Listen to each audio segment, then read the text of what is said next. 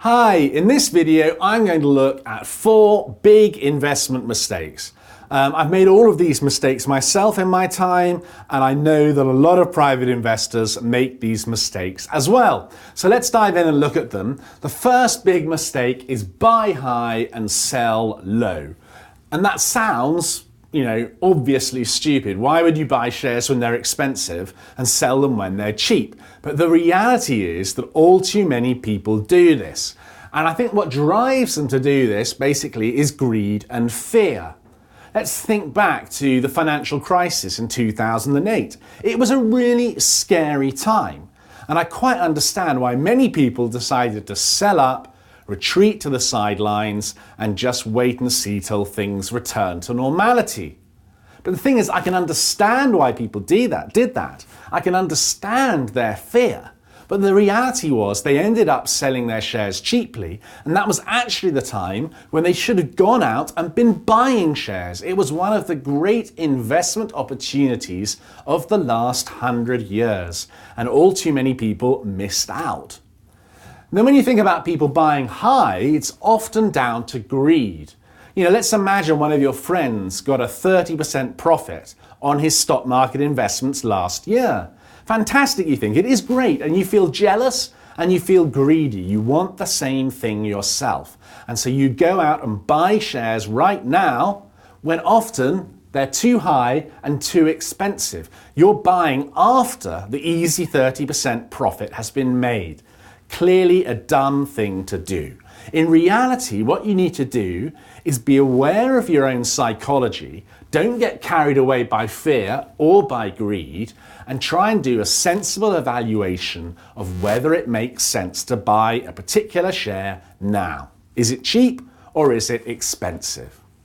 Second big investment mistake, which actually I still do a bit now, is overtrading. For me, the temptation to bail out of one stock and buy one other, which looks really attractive, is too strong. But I know it damages my investment performance, and it's a big problem for many private investors. Just think about the costs of trading. With most online brokers now, it's something like £10 a go when you buy or sell. Then on top of that, when you buy, there's the 0.5% stamp duty, and then of course there's the bid-offer spread. If I bought some shares in Tesco at 2 o'clock this afternoon and you sold some shares in Tesco at exactly the same time, I'd be paying a slightly higher price than you'd receive. That's the bid-offer spread, and it's a cost you keep on incurring every time you buy and sell. And doing this overtrading can really make a big difference to your performance.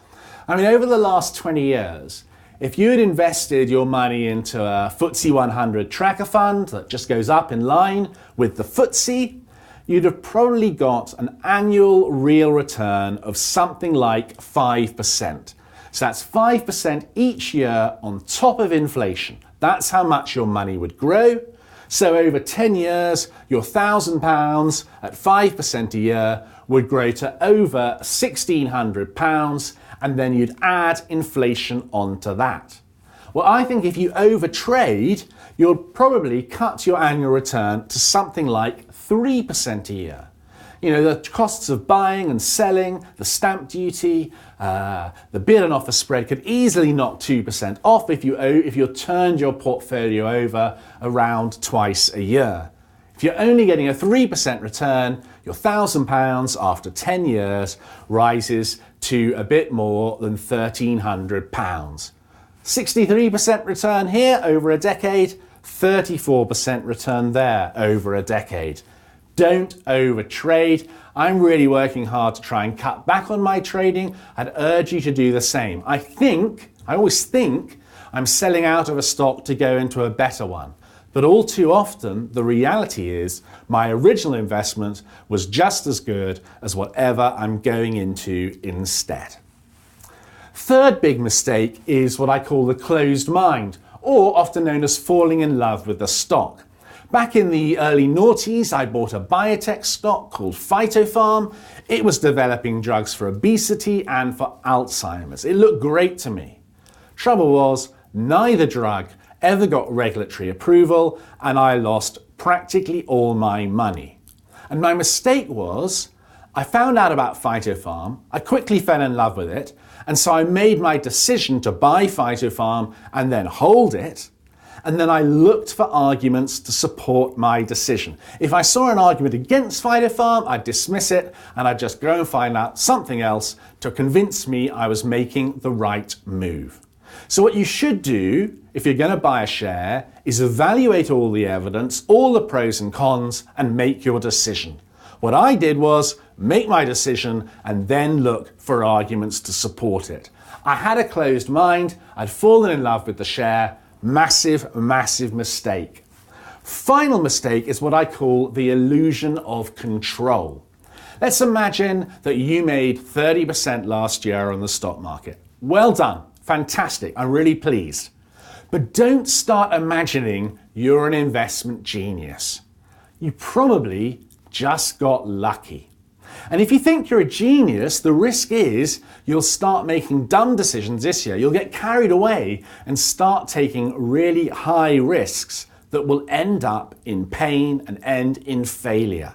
So don't have the illusion of control, that you control the stock market and you're the boss, you're the genius. You're not.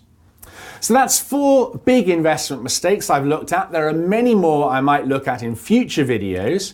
Don't forget, we've now got more than 150 videos on our investment archive.